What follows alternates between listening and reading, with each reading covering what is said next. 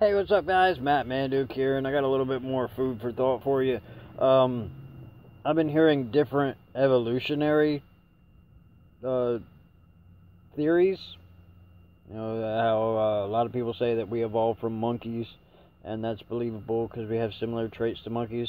I have heard recently a theory that we may have evolved from dolphins, or that at least some of us may have evolved from dolphins, and it seems odd that multiple uh, animals would evolve into the same thing over time. But anything's possible, especially on the evolutionary scale, hundreds of millions of years. Um, there have also been thoughts that reptiles evolved into us, but it seems odd that reptiles, well, I mean, to some degree, I think reptiles did evolve into us, but over a much longer span. Anyway, the thought that was brought into the thought that I came into based on the idea of different evolutionary scales was that what if somehow humanity was annihilated? Intergalactic warfare, or we uh, ran out of water supply, or the idiocracy thing happened, and we actually ran out of the intelligent minds that were capable of creating and solving the world's most basic issues, like trash and uh, and water and food. Um, could happen, might not. You don't know. Over the course of the next couple hundred years, we might just overpopulate anyway, which would mean that we did not grow brains. We actually shrunk our brains, and that seems to be what we're doing, because we're not avidly picking intelligent people to mate with. We're avidly picking aesthetically pleasing people to mate with. But that's still not the topic of this video. The topic of this video would be, if there were no humans, for whatever reason, and the other creatures that over the course of hundreds of millions of years were to evolve, which animal do you think would end up being the dominant species? Now, I spend some time looking at documentaries, usually on YouTube. I get into National Geographic, and I get into, a lot of the natural stuff. I'm a big fan of the honey badger, and I honestly, one of my greatest interests as of recently, and when I say recently, over the past like 6 months, is the cuttlefish. And it reminds me of the Trululu. I don't know how to pronounce it. Trululu? Kaluluru? I don't know what it is, but like if you put legs on a cuttlefish, it looked like the Trululu.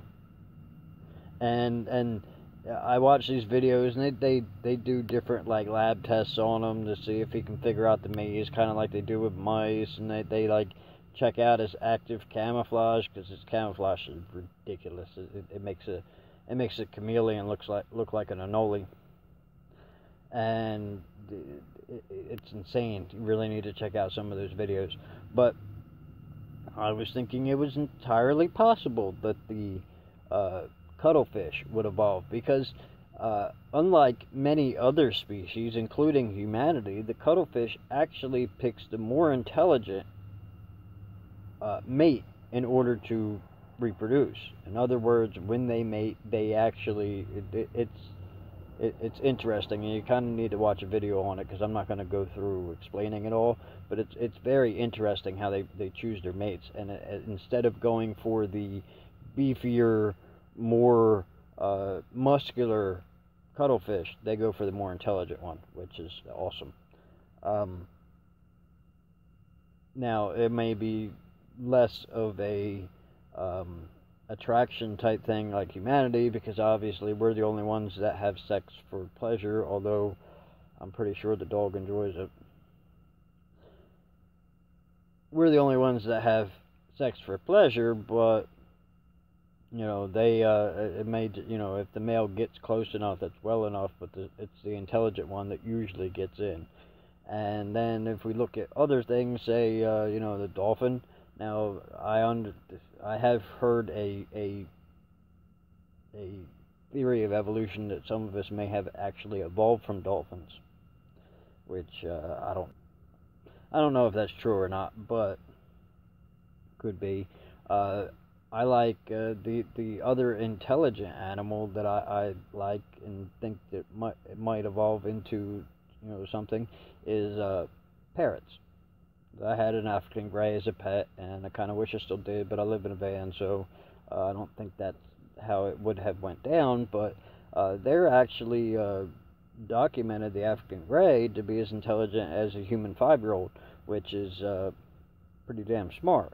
Now, if we took a couple 100 million years and actually gave them the opportunity to evolve, would the parrot turn into the dominant species on the planet?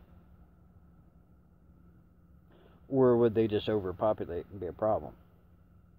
Which would be the other problem of, once you decide on what animal you think would actually evolve into the dominant species, would they still have the same problems as us? As when they reach 7 to 8 billion in population, would they do the same things as us? Ultimately, I don't think they'd make the same mistakes. Bounce up and down.